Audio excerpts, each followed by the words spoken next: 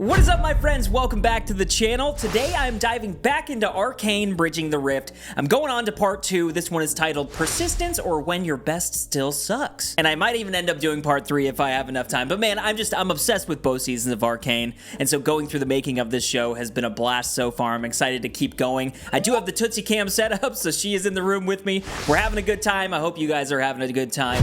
Please leave all your thoughts down in the comments. I'd love to hear from you. Also, make sure to hit that like button and let's get going.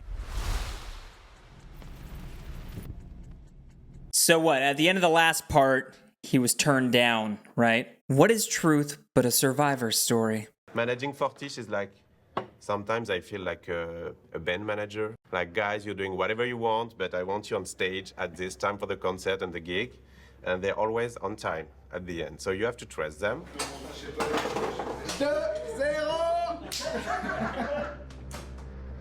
So we are in 2017 and everybody is working really hard to deliver the pilot. And then we had a discussion with Riot explaining to us that we're not happy with the script, with episode 2 and episode 3. I wonder if they dive into like what the original script was, or is the original script just, you know, what the script ended up being and they just didn't like it at first? On the production, put everything on hold. We're like, oh my gosh, that was true. Oh man. Yeah, because like, were some of the characters different or anything like that? You know what I mean?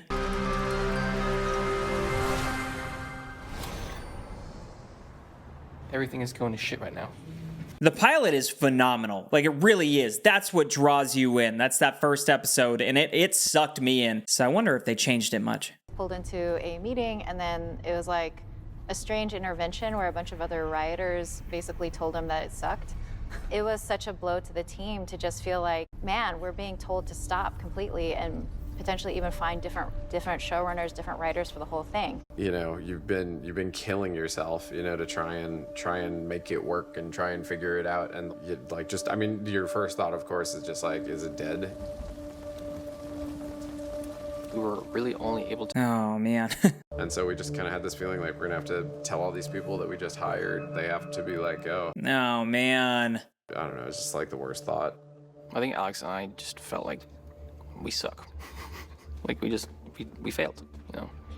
Christian's a tortured artist who can't let himself not do something great. Like, he will will it into existence because he will beat himself up and lose sleep and go crazy. There were a lot of times during my career at Riot so far where I needed... So Christian really is just he's the OG. He is the man behind this show. Just to hire someone from the outside as a freelancer to make some music for us.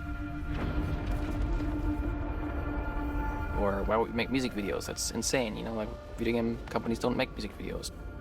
Back then, it was Mark and Brandon who kind of saw the idea and like how awesome this could be. And they took bets on, you know, me being able to figure it out. So then in the meeting, everyone left. It was just Brandon and me. And basically, I think Brandon kind of took like the moment to kind of tell me, hey, like, we'll figure it out. You know, like, we trust you. You know, like, we'll figure it out. And I just started crying. Oh, it's interesting though, his musicianship. He crushes himself over it. It's actually painful for those closest to him to sort of watch, and it gives you so much respect and appreciation and ultimately trust in what, you know, he decides to take responsibility and ownership for. Hello everyone.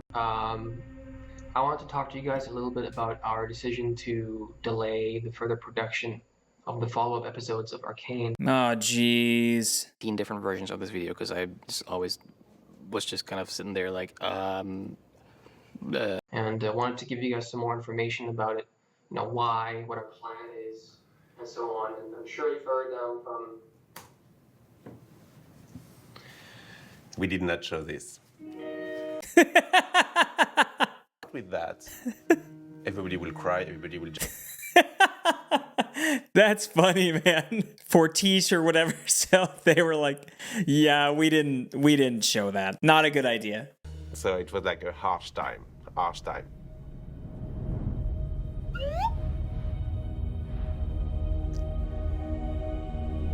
So we had to let the team go, which is always very painful. Oh, wow. They did let him go. We talked to the esports team, and there was a desire to make a music video. Okay.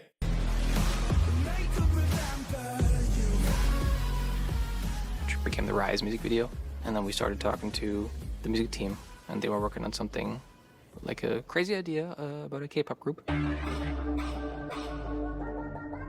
Man, so they did a lot of music videos. They did 2 music videos with us, which I think are still some of the best, if not the 2 best, on our YouTube channel. Thank God Alex and I are shit at our jobs, because if we hadn't taken that extra time to develop the story, the KDA Popstars music video and the Rise music video would have never happened. So they did take that time to kind of reinvigorate the story.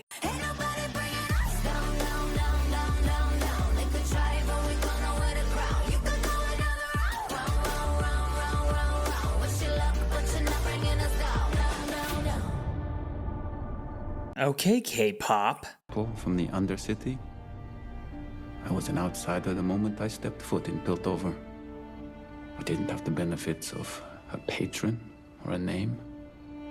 I simply believed in myself. Gosh, man. The idea was I had to replace myself as like the person in charge of figuring out the story. Of course, you know, it was me and Alex, but we just knew we had to hire someone who's experienced as a showrunner and as writers and that kind of stuff. And that's what we tried to do, except we couldn't really find anyone. 6 years ago, if you pitched that a video company was gonna do like an animated series that is looking for like drama screenwriters, no one really showed. That's so interesting. Video games are all over the board now. I just wish more video games took the direction of animation rather than trying to do live action. Some of them work out, but like the Halo series, for instance, I was so freaking disappointed by that. Had they just go with a Master Chief animated series, bro. Maybe we'll just kind of have to try again, but be less shitty. Oh, wow. One of the writers teach me how to shoot a gun, like a sniper gun, right before I was gonna write Caitlin's episode last year.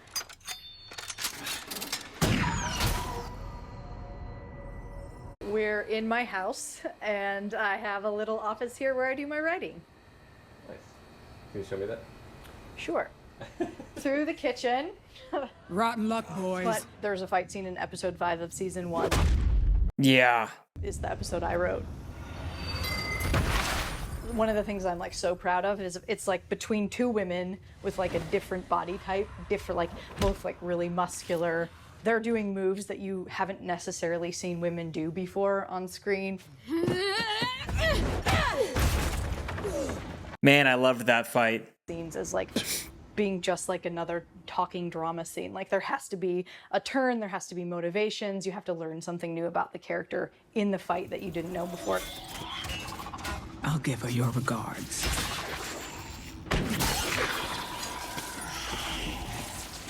And then, of course, she's saved by another. Yep. 3 women in a fight scene. It's fucking dope, so. Amanda just has a really honest voice in her dialogue that is just really grounded emotionally. Oh, gosh. That JINX was saying to Vi in season 1. And then, like, Amanda took the script and solved it in, like, I don't know, an hour. I thought maybe you could love me like you used to. Even though I'm different. Oh my goodness, man. This freaking show. But you changed too. So, here's to the new us. Amanda just wrote that, and Alex and I were just like, yep, that's it. Unbelievable. I think the biggest change from the way that we were looking at it before was it was very plot heavy, right? It's very focused on kind of like, what's the problem that has to get solved? Who's going to fight who? What I think most improved after kind of working with these characters. Emotional story for the characters. I'm quite proud of the exactly. cold open too, the like whole beginning of the season with the bridge. The cold open used to be the cold open from episode 3 when Silco was drowning. I sort of went out on a limb being like, so guys, I know you hired me to help out with the... But can we change all this stuff? You need to change the pilot. Yeah. that's a lovely poetic image, right? But it wasn't telling the story of the series, which is these two sisters being torn apart. Yep. You have to start with the sisters. That's when I came in as a CEO, taking this big role with the idea of becoming Vi and Powder they're the heart and soul of the show. a really difficult challenge to go from that one hit to multiple games. And then there was this little curveball, and oh, and by the way, we have this TV show, which probably is going to cost us, you know, a massive 9-digit budget. There is a lot of risk in this. To be completely honest, Niccolo and I were always on like completely opposite spectrums. He's a business person. He's someone who's just extremely smart in like a rational way. He doesn't really let himself get carried away by like his emotions or like by his own personal attachment to anything. And I'm the opposite. I always have opinions. I'm always, you know, stuff that I work on. I'm an artiste, I guess. Christian, actually, I remember bringing him in my office to say, hey, we've decided if we're gonna fund you for a full season. He had done the pilot, and you know, we paused, and I told him like we're not gonna fund a full season for Arcane. Jeez, man, this show went through a lot. It's really important you understand why, because you and I can be on a different page, but it's very important you understand where I'm coming from. And the reason I'm not going to validate you to move to a full season is because I'm going to allow you to move to multiple seasons. Ooh, okay. And I think he was really pissed at me for this. Yeah, I would be too, because I was going to say, God, dude, he got the rug pulled again. Develop Arcane the way that Fortiche and our team at Riot needed to do it, you know, which was not the easy way, but like really this like pursuit of like, hey, this is what we think our audience wants, and it's ambitious and crazy, but we need you to trust us, and he did. You need to stay committed to players because nothing's going to be easy. There will be many moments where you want to give up. I know Christian went through this multiple times. We went through this multiple times, and you need to have the grit and the courage to continue for players. Wow. As we were looking at trying to... That's insane. So they just got the green light for multiple seasons. And we started to think about how are we going to do the first development of season 2 at the same time. That's when we started looking for someone to help figuring out the production scale a bit more. It was tough because we couldn't find the right culture fit. A lot of people kind of shied away from like, hey, this isn't normal TV. This isn't normal animation. I think I'm just going to go, you know, insert any animation studio out there, right? Gosh, that's just, it's so interesting not wanting to take a job because this is just so exciting. This is such a creative project. This is such a, I don't know what those initial, like what the pilot was looking like then and stuff, but you just get the sense, like looking at the pilot, looking at these characters, how could you not want to be a part of that? This is where all my meetings happen. It's very exciting. This is where I burn off my energy, and I got that when I worked on Mary Poppins Returns. Aww. Cool, yeah. I remember sitting down all of the stakeholders, and I think I literally told them, you better not pick this up. I like her, she's awesome. If you pick this up, I'm gonna kill you. I was producing by the time I was 24. That was when I was really young. Wow. On Darkwing Duck, that was my very first animated show to be on as production. Producing by 24? And I won an Annie Award. That's kind of a big deal right here. This is very proud of this. Very nice. I know whenever people tell me, they're like, oh my gosh, I watched that as a child. I'm like, oh, I'm so old, but it's okay. It's okay. You know, now everybody looks at me and they say, we're so glad we have somebody with so much experience on the show, which really equates to old, but it's okay. I can take it, you know. Riot's a very young company. That's okay though, man. Getting old is not as bad as people make it. It's actually pretty awesome. Yeah. Exhausted? Right? Or are you okay to keep going? From what I was hearing, it was just taking them a long time to kind of get their... So that's what she was there for, to make them feel a little bit more comfortable, to relax a little bit. So you have a bunch of newbies trying to figure this out, and lo and behold, it is really a difficult process, and it's a challenging one, even for those of us that have been in the business for a really long time. Melinda was always someone that is extremely inspiring to the team and creating a team atmosphere where it's okay when things are tough as long as you just kind of believe in the team and have the right dream together. Dang, dude. Thank God they brought her on. It would have just been chaos without her. Dig deep. That's what you gotta do. So this is our production schedule. In March of 2020, that's when this started. And then it goes all the way through the last episode. Started in March of 2020. Interesting. Interesting timing there. Jeez. So it's taking a little bit longer than it typically would on a television series that's all thought out. Everything's figured out way ahead of time. This is like, how can we make this more unique and more special than any other show on television? Let's take our time and do it right. From the games and turn it into something really awesome for television is a challenge.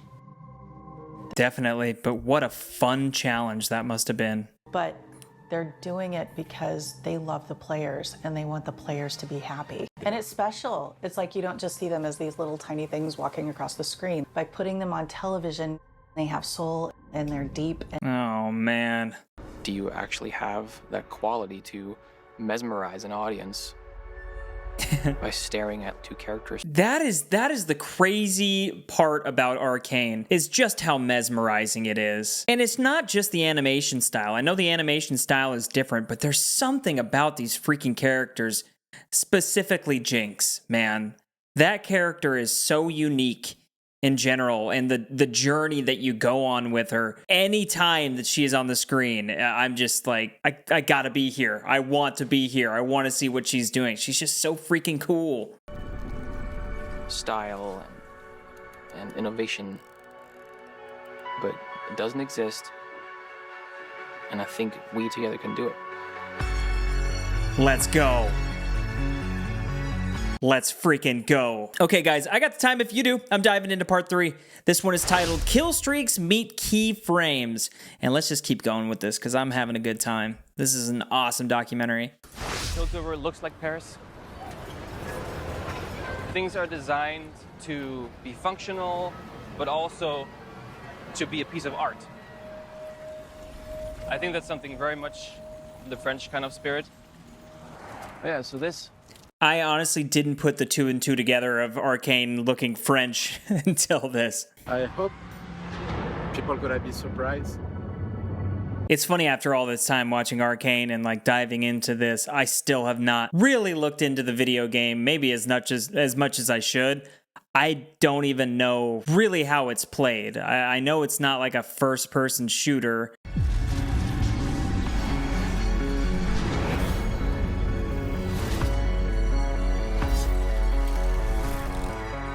Killstreaks Meet Keyframe.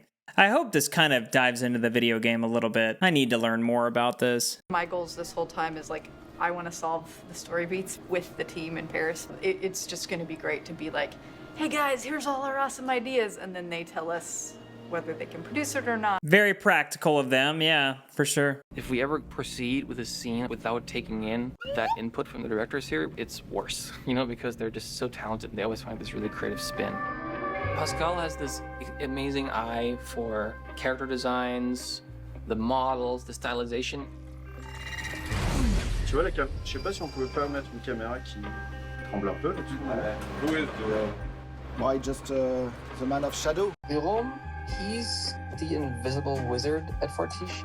Today I want to create the lab to experiment new style for the future with Riot. I think when you think about the final look, that painterly look that's integrated into 3D, the super subtle, nuanced camera work where everything feels like it's handheld and really human and real, a lot of that is Jérôme.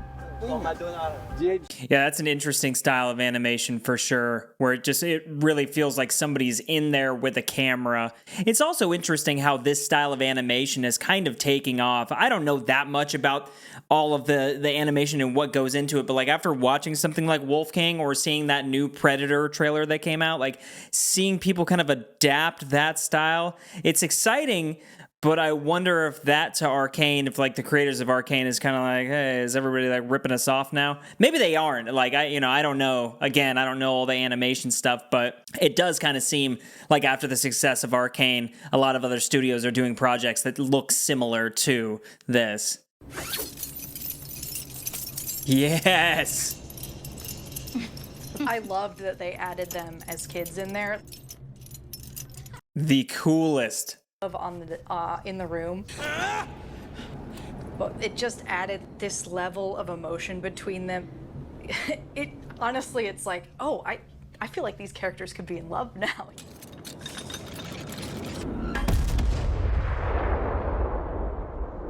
Absolutely insane.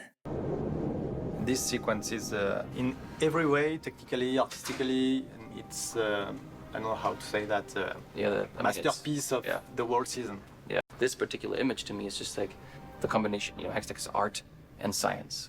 And I think that's exactly what I feel like the Fortiche depiction is. It is, I feel the science, I feel the power, I feel the energy, but I also feel the beauty. So basically, this board is all the steps that happen in Fortiche. After we receive the script, we go to the design phase. My God. For character, props, and background.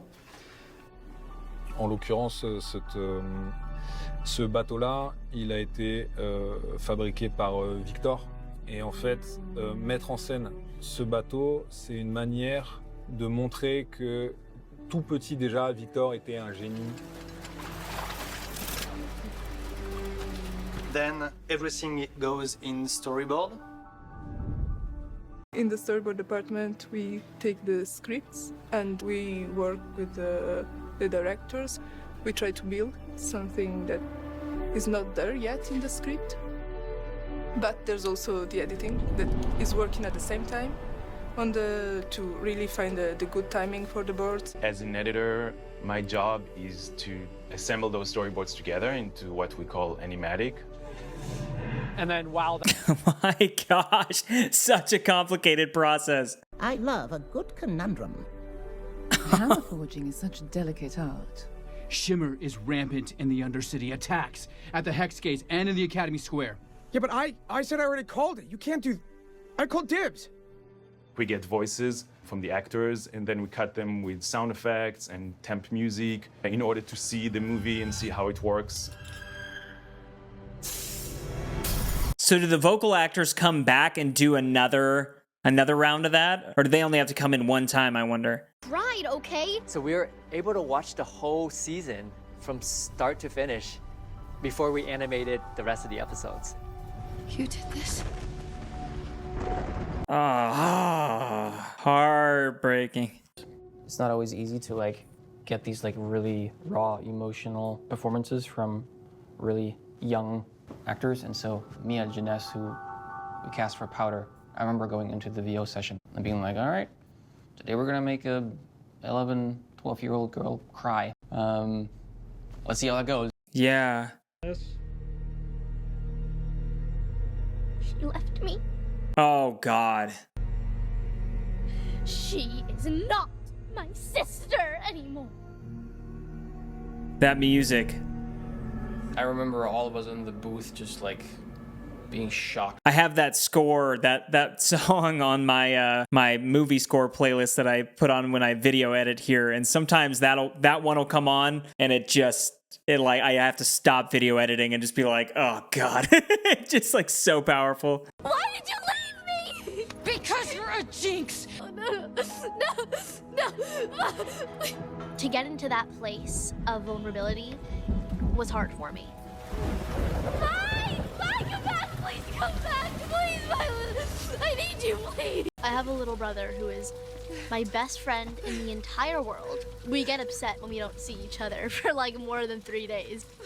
I can't imagine a world where he isn't in it. Where's the... Oh, you're back. My goodness. What that would be like if something had happened that made it so that we couldn't bounce back. Next thing I knew, it was all just coming to the surface. I only wanted to help. I only wanted to help. I told you to stay away. When it comes to... Gosh. They're your blood. And when you don't have family, what do you have? Dogs. You've got a good heart. Don't ever lose it. No matter how the world tries to break you.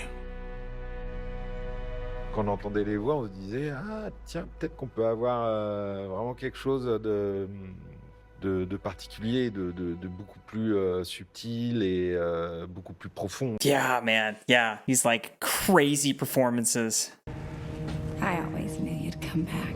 What's going on?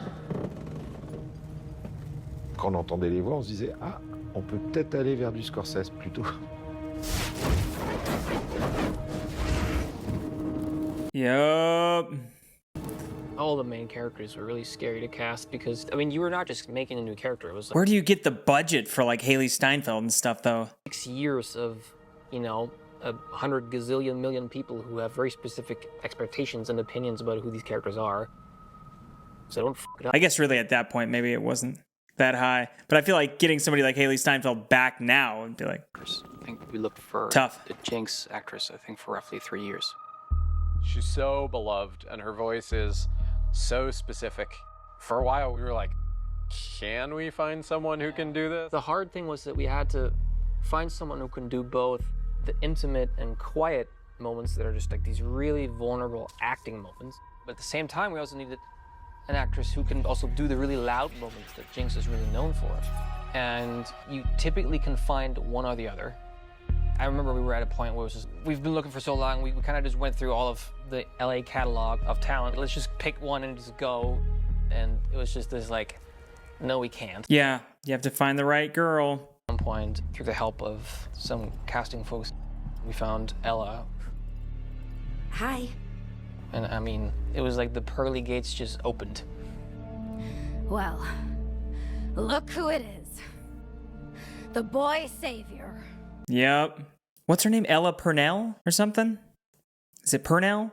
Grounds, like, yes, she's a terrible person. She's done all these terrible things. But is she a terrible person? Like, I don't know. I started to realize, like, who she's become, this JINX that she's become, is just a deeply rooted, very difficult trauma response that she's developed because she's gone through things no one should ever have to go through. No, it was a mistake. Je pense que c'est pour ça que c'est mon personnage préféré. Et puis j'aime bien son côté un peu folle et en même temps elle est pas si folle que ça.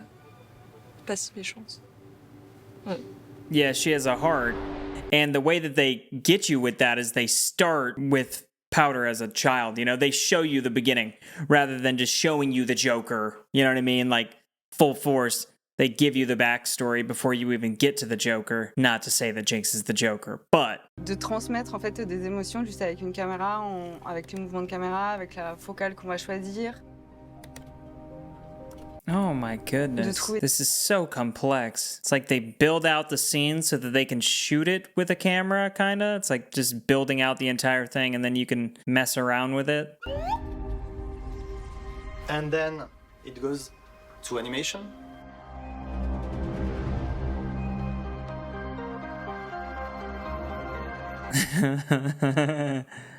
And I think my video edits are complex. No motion capture. No? Please, let people know that. Why not? Well, motion capture is used when you want to have some realistic animation, and only that. Yeah. Look out! It actually puts limitations on you, probably. Keyframe animation, it pushes you to understand what happened in the body, how everything worked together to have like this feeling of natural and believable animation. Yeah. And also it's about like the style of the show. It's semi-realistic, but it's not fully realistic. We try to keep something really handcrafted. Animating, it's like acting out characters, you know, it's about performance. When I saw the style of Arcane, it was something like I want to try this kind of animation because it's really different from the cartoonish style I used to be in. And after working for so long in the industry, I wanted to challenge myself. To be honest, Echo is the kind of character I would have loved to see when I was a kid. Yep, Echo's pretty freaking sweet. One of the first dialogues he had with Bai, I arrived with something completely different from the board. And Bart was like, oh, I didn't thought about this way, but it's interesting. And it was the same with Christian. I tried something like, he was a little bit pissed and walking slower and just making with the face and giving a small attitude. Not like a snake, but like this kind of movement to say, yeah, I'm the one controlling the... Oh, yeah. That's awesome. Just even in the body language. See, that's what's probably so hard. Instead of using mocap and just doing regular animation like this, that's probably what's so hard to do, is just like simulate actual body language and have that come across to the viewer watching it for us to understand just by the way he's moving that Echo has this way of like wanting to be in charge or like is trying to say that he's in charge of the situation. With the others. But the video reference is really something that helps you capturing something natural. Sometimes like you got a shot to do and you got an idea in your head and you can probably like just go straight into the computer and do your stuff and it will work. But if you go in a ref room, you start recording yourself, you may end up having like some like little accident that you do that can be really interesting. And you're like, okay, that's pretty cool. Let's dig into that. I really wanted... Oh man, Echo is so awesome. There's a lot of crazy sequence, but this one was the one for me. Yeah, and when I heard that I was working on it, I was like, it was like a dream. Like, and I was really happy because I had the slow motion moment, and I had the opportunity to work with my son to make the... He's 9 years old. Almost 10. We came here to shot the scene where Echo is running slowly in slow motion. Yeah, it was so cool to... That's beautiful. A moment, father and son, and I hope you will remember all his life. It's about to be tested. For the glitches, we draw them directly on the computer. What? On a le pouvoir que JINX crée avec son marteau. And drawing, frame by frame, and layers by layers. Yeah, see, that's so crazy. This kind of shot is really difficult to do because the camera is a little bit hard to follow. I think I worked something like 3 weeks on it. My God. Depuis une dizaine d'années, on fait My God. 2D pour les teasers de Riot. Sur le teaser de présentation de JINX, donc qui s'appelle Get JINXed, on a découvert le style Fortiche. And then we put it together. Because the background is paint, there is... This would be a crazy job doing the composite. Adapt the characters to the background.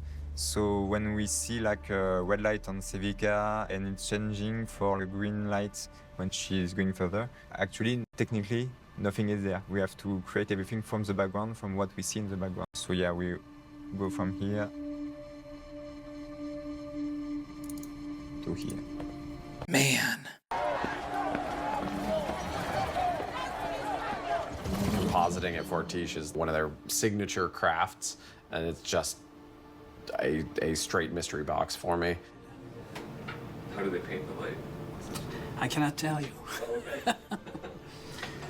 It's not that I'm, hold back anything, but some of the process I don't even understand, so. Unbelievable. Yes, it's kind of secret. The way to light, it's different. It's a special Fortiche way.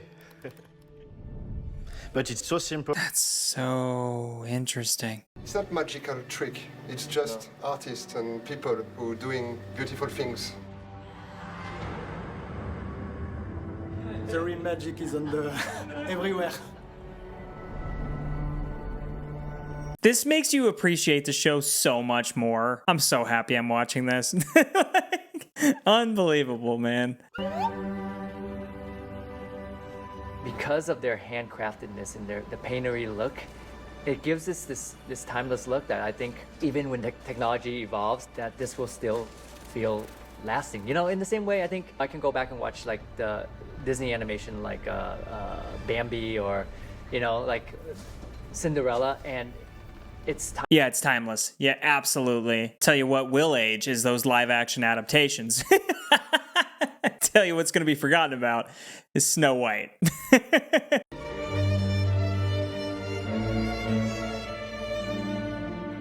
There's just storytelling happening at every phase and every level. Alex on the other side of the ocean. Good morning. Good morning. So Ray, I think that was a great first read. Can the second violins play that a little bit softer? Man, they have to have some amazing microphones, and he has to have amazing headphones to be able to give any sort of guidance on an entire orchestra sitting there. They've been spending, what, 3-4 years on the music for this show? Like, every TV show, sometimes you get 3-4 weeks for an episode to do music. I would say that Arcane is all the muscles that we've grown as a company in the music-making craft combined. This is what I love. What we are doing with music in Arcane Season 1 has never been done in entertainment. Oh my goodness. Oh, that's gonna be the next part. All right, next part's gonna be my favorite part. Absolutely. All right, guys. Well, that was a great couple parts. Honestly, like I said towards the end, it's like this is just making me love Arcane more. It's making me realize how much work went into this thing, and it's making me appreciate it even more than I already did. You know, Arcane is like one of my favorite shows now, and watching that and going through both the seasons was special in itself.